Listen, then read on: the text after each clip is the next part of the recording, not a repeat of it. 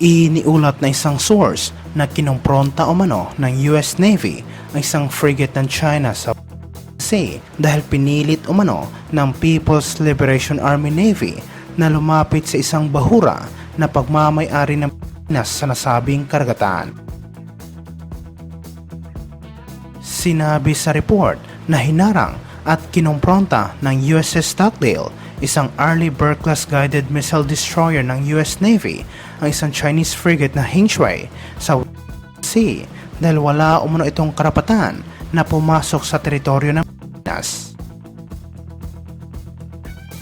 Sinabi ng US Navy na hindi umano pumalag ang nasabing Chinese frigate at voluntaryo umano itong umalis sa Sea. Iginiit naman ng US Navy na pinoprotektahan lang nito ang karapatan ng Pilipinas laban sa anumang iligal na panghihimasok ng ibang bansa sa loob ng teritoryo nito. Dineploy ng US Navy ang USS Stockdale sa Sea matapos ang ginawang paulit-ulit na panghaharas at pang-aapi ng Chinese Coast Guard sa mga barko na nagsasagawa ng misyon sa shoal. Iniulat ito matapos inatasan ni National Task Force on the West Philippine Sea Chairman Eduardo Año ang PCG na magsagawa ng maritime patrol para hamunin at idokumento ang iligal na presensya ng mahigit sa 100 Chinese maritime militia sa Julian Felipe Reef sa West Philippine Sea. Sinabi ng PCG na naglabas ng direktiba si Año matapos nitong mamonitor ang mahigit sa 100 barko ng Chinese maritime militia na umaaligid sa Julian Felipe Reef at nangangamba umano sila na posible pa itong dumami sa susunod na araw. Dineploy ni PCG Commandant Admiral Ronnie Gavan ang BRP Sindangan at BRP Cabra para magpatrolya malapit sa Julian Felipe Reef at sinabi na hindi umano pinansin ng Chinese Maritime Militia ang mga radio challenge ng PCG na ngayon ay kasalukuyan nakakalat sa nasabing bahura. Matatagpuan ang Julian Felipe Reef 175 nautical miles sa kanlurang bahagi ng Bataraza, Palawan at itinuturing ang lugar bilang isang low tide elevation na sakop ng Kalayaan Island Group kabilang ang Chigua Reef na kung saan ang Pilipinas ay may soberanya. Sinabi naman ng PCG na mananatili silang committed sa pag-safeguard ng maritime security, safety at marine environment ng bansa at kasama na dito ang pagprotekta din sa ating territorial integrity, sovereignty, sovereign rights at jurisdiction sa West Philippine Sea alinsunod sa international na batas. Binigyang diin ni Admiral Gavan na mga Coast Guard vessel ay patuloy na magpapatrolya sa West Philippine Sea sa pakikipagtulungan sa NTF West Philippine Sea. Binanggit din niya ang kanilang walang humpay na paninindigan na gampanan ang kanilang pangunahing tungkulin bilang tagapagtanggol ng batas.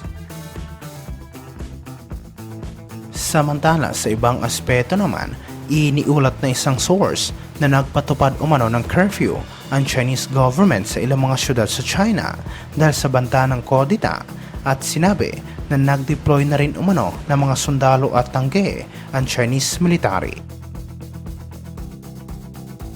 Sinabi sa report na nagpakalat umano ng mahigit sa 100,000 sundalo ang Chinese military sa 10 syudad sa China at ayon sa ilang analista na dahil ito sa ginawang pagbabanta ng isang dating Chinese general na sa pilitan umanong pinatalsik ni President Xi Jinping.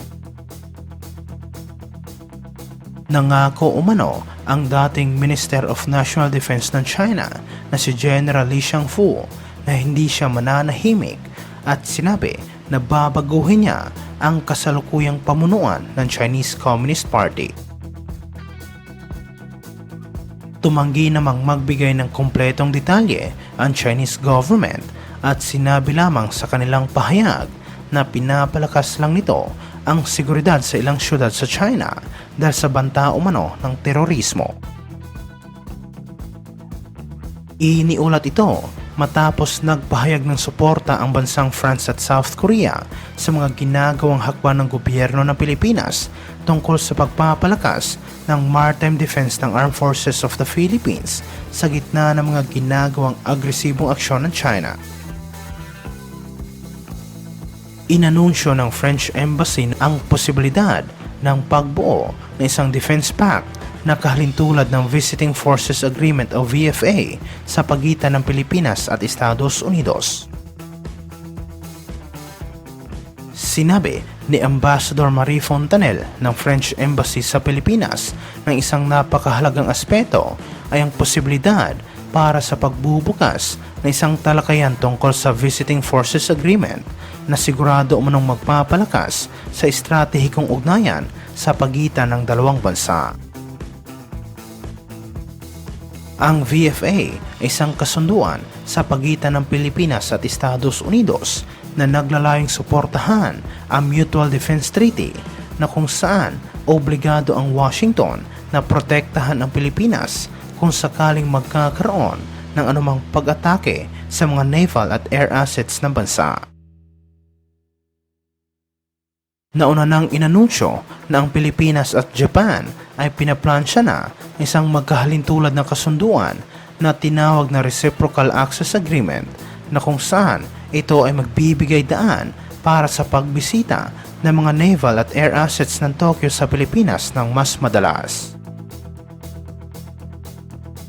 Nagpahayag din ang France ng kahandaang lumahok sa mga Joint Maritime Patrol Operation sa karagatan ng Pilipinas, kabilang na ang West Philippine Sea. Sa katunayan, nilagdaan ng dalawang bansa ang isang letter of intent para sa isang bilateral defense cooperation.